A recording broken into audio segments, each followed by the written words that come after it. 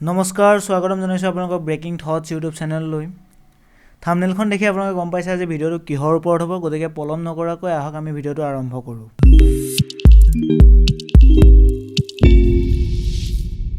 আজিৰ এই ভিডিঅ'টো মিমৰ ওপৰত। আমি পইণ্ট ৱাইজ আপোনালোকে বুজাত সহজ হোৱাকৈ মিমৰ ওপৰত আলোচনা কৰি গৈ থাকিম, গতিকে ভিডিঅ'টো শেষলৈকে আপোনালোকে চাব। আগবাঢ়িছোঁ প্ৰথম পইণ্টলৈ। ইয়াৰ উচ্চাৰণ মিমি মেমে নহয়, ইয়াৰ প্ৰকৃত উচ্চাৰণ হৈছে মিম। আগবাঢ়িছোঁ দ্বিতীয় পইণ্টলৈ। ইয়াৰ উৎপত্তি বা প্ৰথম ব্যৱহাৰ।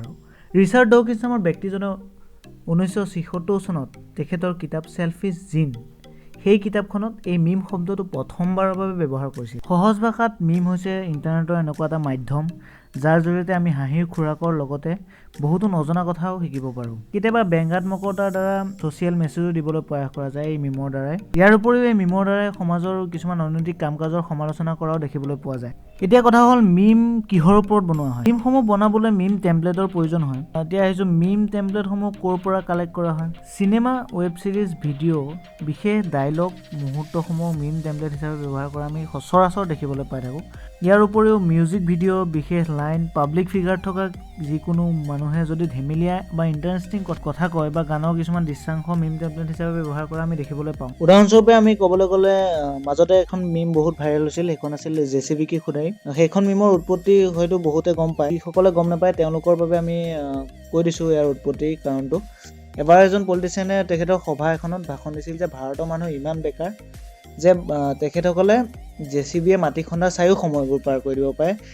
পলিটিচিয়ানজনে এইখিনি কথা কোৱাৰ পিছতে এই মিমখন বহুত ভাইৰেল হৈ গৈছিল। আপোনালোকে হয়তো দেখিবলৈ পাইছে, বহুত শুনিছেও এইখনৰ বিষয়ে, এই মিমখনৰ বিষয়ে।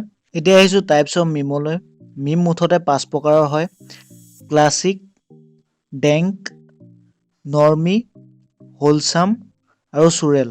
ইমান সঠিক নহ'বও পাৰোঁ, তথাপিও আমি জনামতে ভাৰতত মিমৰ প্ৰচলন ঘটাইছিল এই RVCJ মিডিয়া নামৰ যোনটো পেজ আছিল, সেই পেজটোৱে। এতিয়া বৰ্তমান ভাৰতত বহুতো তেনেকুৱা পেজ আছে, যেনেকৈ ধৰক RVCJ মিডিয়া, কনফিউজ আত্মা, লজিকেল হিউমাৰ, মিম ফেক্টৰী। এই ধৰণৰ পেজত আপোনালোকে ভাল ভাল মিম উপভোগ কৰিব পাৰিব। এতিয়া আহিছোঁ অসমৰ মিমলৈ। অসমতো ভাল ভাল মিমৰ পেজ আছে, যেনে sarcasm society of Assam, all Assam meme union. বৰ্তমান সময়ত ছ'চিয়েল মিডিয়া প্লেটফৰ্মত এই মিমৰ প্ৰচলন অত্যাধিকভাৱে দেখিবলৈ পোৱা যায়।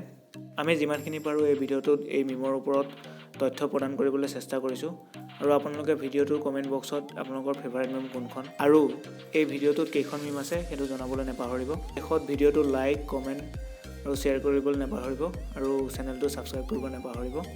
এতিয়ালৈ मुझे टाटा कर दो।